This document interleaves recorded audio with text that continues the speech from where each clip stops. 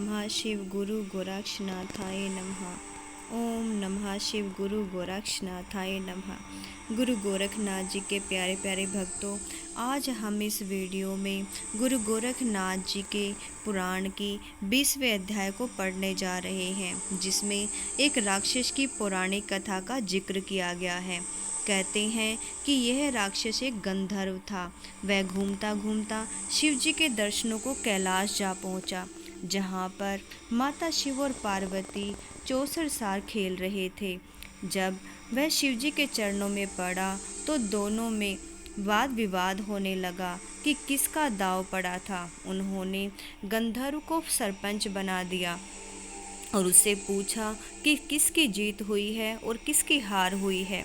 इस पर शिव की कृपा का लालच उसे सताने लगा और उसने शिव जी का दाव 18वां पड़ा और पार्वती का 12वां पड़ा हुआ बता दिया, जो कि बिल्कुल विपरीत था, क्योंकि उसने झूठ बोला था। उसके झूठ को देखकर माता पार्वती को क्रोध आ जाता है और माता पार्वती उसे श्राप देने लगती है। कहती है कि झूठ बोलकर महादेव का पक्ष लेते हो, इसीलिए अब तुम्हें मृत्यु लोक में राक्षस बनकर रहो। माता पार्वती के श्राप के कारण वह थर थर काँपने लगता है। वह शिव जी के चरणों में गिरकर प्रार्थना करने लगता है कि हे प्रभु, अब क्या होगा? आपका पक्ष शाप का कारण बन गया है। तब शिव जी बोले कि गंधर्व देव, पार्वती ने जो श्राप दिया है वह झूठा नहीं हो सकता, परंतु इंद्र ने पुरोहित गंधर्व को जो श्राप दिया था, उससे जो पुत्र पैदा होगा वह शस्त्र प्रहार करके मुझे मारेगा और तब तुझे राक्षस देह से छुटकारा मिलेगा। इस पर गंधर्व बोला कि आप मुझे कृपा कर यह समझाए कि इन सब कारणों का पता किस प्रकार चलेगा। गंधर्व के इस प्रकार कहने पर शिवजी बोले कि तुझे मारकर तेरे खून का तिलक अपने मस्तक पर लगाते ही सार्वभौम नरेश होगा और यह सब जानकारी उसे बर्बरीनाथ से मिलेगी। धूर्मित नारायण के अवतार हैं। इनका सुनकर गंधर्व के कुछ शांति शामिल हुई। उनको थोड़ी सी शांति मिली और वह राक्षस देह धारण कर मृत्यु लोक में उत्पन्न हुआ। पुरोचन देव को इंद्र के श्राप देने की कथा इस प्रकार है कि एक समय इंद्र देवता अपनी सभा में गंधर्व अप्सराओं के साथ बैठे थे और वहाँ पर नृत्य कला का प्रदर्शन हो रहा था। गायन वादन चल रहा था। वहाँ तिलोत्सना, उर्वशी, मेनका आदि अप्सराओं का जमघट था। पुरोहित ने सभा से उठकर मोहन व मेनका को जा पकड़ा और उसका मुख चूमकर सतन मर्दन करने लगा। एक नारी की ऐसी बेइज्जती देख इंद्र को क्रोध आ गया और पुरोचन को बेइज्जत करके उसको श्राप दे दिया कि निर्लज पुरोचन, तू दुष्ट है, इसलिए मैं तुझे श्राप देता हूँ कि तू मृत्यु लोक में गधा बनकर रहेगा। श्राप मिलते ही वह नीचे गिर जाता है। तभी उसने इंद्र से विनती की कि हे महाराज, मुझे श्राप से मुक्त करें। मुझे जो भी नहीं करना चाहिए था वह अधर्म से मुझसे हो गया। इस प्रकार उसने प्रार्थना करके स्तुति की।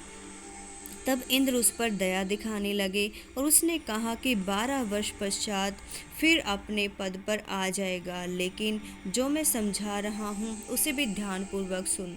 तू किसी युक्ति से मिथिला के सत्यव्रता राजा की पुत्री से शादी करना, फिर विष्णु भगवान के समान सुंदर विश्वादित्य नामक पुत्र का उत्पन्न होगा। इसके गर्भ में आने से कुछ समय पहले ही तो शाप मुक्त हो जाएगा और गधे की योनि से मुक्ति पा जाएगा। वह उपयुक्त श्राप के कारण मिथिला के जंगलों में गधा बनकर घूमने लगा। वहीं पास के ही गांव में एक कुम्हार रहता था। वह जंगल में गधे की तलाश में गया। जितने गधे मिले सबको हाँक कर अपने गांव में ले आया। कुछ दिन के बाद काफ़ी निर्धन हो गया। तब शाप वाले गधे को उसने अपने पास रोक लिया और बाकी सभी गधों को उसने बेचकर छुट्टी कर दी। इस प्रकार से उसके पास जितने भी गधे थे वो सब बिक चुके थे। केवल श्राप वाला गधा ही उसके पास था। वह बोला कि आप सत्यवर्मा राजा की पुत्री से मेरा विवाह करवा दो। आदमी की तरह गधे को बोलता हुआ देखकर ऐसा लगा कि ये तो पहली बार हुआ है। तो कुम्हार ने जाना कि यह गधा ही मनुष्य की बोली बोल रहा है। वह कल्पना भी उससे नहीं हुई थी। वह शंका निवारण के कारण वह काफ़ी समय तक वहीं छिपकर खड़ा रहा। तब गधे ने उसका भ्रम दूर करने के लिए फिर से उससे यही बात कही कि मैं तुम्हें रोज जताता हूँ कि मैं सत्यवर्मा राजा की पुत्री से विवाह करूँगा, आप उससे मेरी शादी करवा दो। परंतु तुम ध्यान ही नहीं देते। अपने मन में शंका मत करो, मेरे इस कार्य को पूर्ण करो। इतना सुनकर बेचारा कुम्हार सोच में पड़ जाता है और भय के कारण थर थर काँपने लगता है कि शादी तो बहुत दूर की बात है, अगर यह बात राजा ने सुन ली तो भारी सजा देगा। मुझ गरीब को गधा राजा का दामाद बनाना चाहता है। उसे यह समाचार अपनी पत्नी को भी सुनाया। तब दोनों भयभीत होकर गांव छोड़कर दूसरी जगह जाने को तैयार हो गए।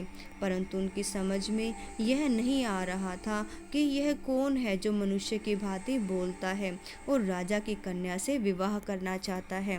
यह जरूर कोई देव, गंधर्व, यक्ष, किन्नर है। फिर वह उस गधे को अपने घर का सामान लाद कर गांव की सीमा पार करने लगते हैं।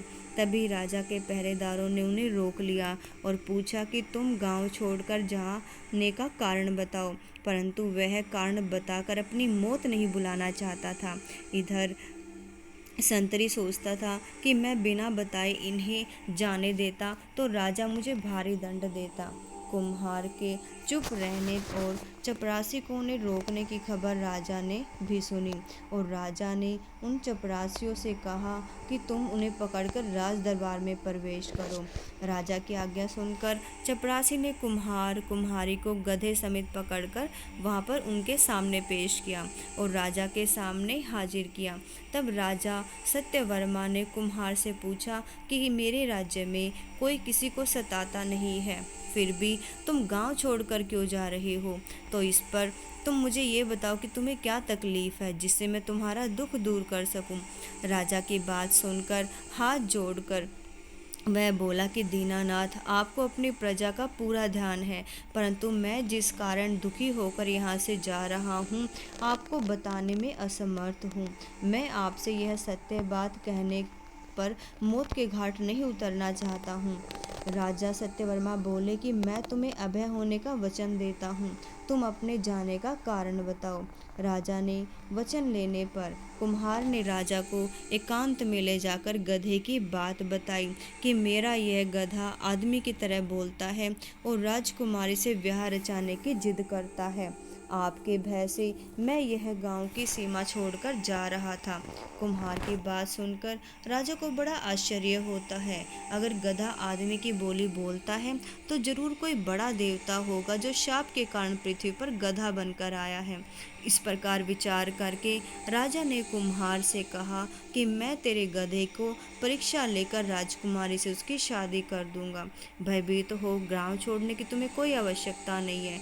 तुम अपने घर जाकर अमन चैन से रहो और इस गधे से कहो कि मैंने तुम्हारे विवाह की बात राजा से कह दी है, परंतु उसकी शर्त है कि पहले मेरी मिथिला नगरी सारी तांबे की बना दे, तब मैं राजकुमारी का ब्याह तेरे साथ करूँगा। कुम्हार राजा की बात सुनकर अपने घर लौट आया। इतने में ही गधे ने फिर राजकन्या से शादी कराने की बात कही। तब कुम्हार ने कहा कि उसने राजा की शर्त बता दी कि मैंने राजा से तुम्हारी बात की है, तो राजा की एक शर्त है कि तुम्हारे साथ सत्यवती की शादी मिथिला नगरी तांबे की बना दोगे तभी होगी। कुम्हार की बात सुनकर गधा बना गंधर्व बोला, तुम्हारा राजा है तो बहुत होशियार है, मगर थोड़ा थोड़ा उसने क्या घटिया बात कही। उसे तो रत्नों से जड़ित सोने की मिथिला पूरी बनाने को कहना चाहिए था। मैं नगरी को दूसरी अमरावती बना देता। ऐप प्राप्त होने पर कोई भी वधु तांबे की नगरी मांगी तो मुझे मंजूर है। अब इधर कुम्हार ने गधे की शर्त मानते हुए राजा को पहुंचाई और उधर यहाँ पर जैसे ही राजा को उसकी शर्त का पता चला तो राजा ने भी विश्वकर्मा ने खुद आकर उनसे कहा और आज्ञा मांगी। तब गंधर्व ने कहा कि आज ही रात में यह मिथिला नगरी तांबे की बन जानी चाहिए। गंधर्व गधे की वाणी सुनकर विश्वकर्मा ने रात में मिथिला नगरी तांबे की बना दी। फिर गंधर्व से आज्ञा लेकर विश्वकर्मा वापस लौट जाते हैं। दूसरे दिन मिथिला नगरी तांबे की सबको दिखाई देती है तो आश्चर्य होता है, परंतु राजा को चिंता सवार हुई कि अब राजकन्या की शादी इस गधे के साथ किस प्रकार की जाएगी। नगरी के लोग क्या कहेंगे, क्या नहीं कहेंगे, और सारा जमाना उनकी जो है वो हंसी उड़ाएगा। उनके मान सम्मान का क्या होगा। कुम्हार ने राजा की बात मान ली और वह राजा की बताई अपनी नगरी में जाकर बस गया। इसके पश्चात अपनी कन्या को समझाया कि बेटी, मैंने तुझे अपनी खुशी से एक देवता से ब्याहने का निश्चय किया है और उसकी शर्त से मैंने उसे शर्त रखी थी कि ये मिथिला नगरी तांबे की बना दे, तो उसने तांबे की बना दी है। मिथिलापुरी रचने में हार दी। मुझे पूरा विश्वास है कि यह कोई देवता ही है जो श्राप के कारण गधा बना हुआ है। वह कौन है यह तुम मुझसे पूछ लो। मेरी जवान तो झूठी नहीं होनी चाहिए, वरना मेरे कुल को कलंक लग जाएगा। उसने नाराज होने का, श्राप देने का भी भारी भय है, तो किसी भी युक्ति से तुम उसकी गधे की योनि छुड़वा लेना। इसके बाद तुम्हारी शादी हो जाने से दोनों कुलों का उद्धार हो जाएगा। तुम उसे गधे की योनि से बाहर निकालने में समर्थ हो जाओगी। इस प्रकार साथ लेकर कुम्हार के घर चल, भगवान सब भली भांति करेंगे। सत्यवती ने अपने पिता का कहना मान लिया। तब राजा सत्यवर्मा अपनी बेटी को रात्रि के समय लेकर कुम्हार के घर पहुंचा और तब कुम्हार ने राजा को उसका दामाद दिखाया कि मनुष्य की बोली बोलने वाला यह मेरा गधा है। यह तब राजा ने दामादों को के कदमों में अपना मस्तक रखा और प्रार्थना की कि आज से यह मेरी सत्यवती कन्या आपके अधीन रहेगी और अब इसकी देखभाल आपके ऊपर है। बेटी, अब तुम अपने पति की गर्दन में जयमाला पहना दो। अपने ससुर की वार्ता सुनकर गंधर्व बोला कि राजा, तुम बड़े भाग्यशाली हो जो आपने मुझे अपना दामाद बनाने की कृपा की, परंतु तुम्हारे और मेरे शरीर का ख्याल न करते हुए तुमने आत्मा की तरफ देखा है, इसलिए तुम बहुत ही भाग्यशाली हो। जिस कारण उसके पिता इंद्र ने उसे श्राप दिया था। सारी कथा राजा को समझाई और पुरोचन गंधर्व मेरा नाम है। अपने दामाद की बात सुनकर राजा अति प्रसन्न हुए और दोनों की शादी करवा दी। जयवाला गले में डलवा अपनी नगरी में लौट आया और कुम्हार अपनी पत्नी, बहू और बेटे के साथ गधे को लेकर अपनी नगरी में रहने लगा। तो इस प्रकार इनकी शादी हो जाती है और उसको बाद में मुक्ति मिल जाती है।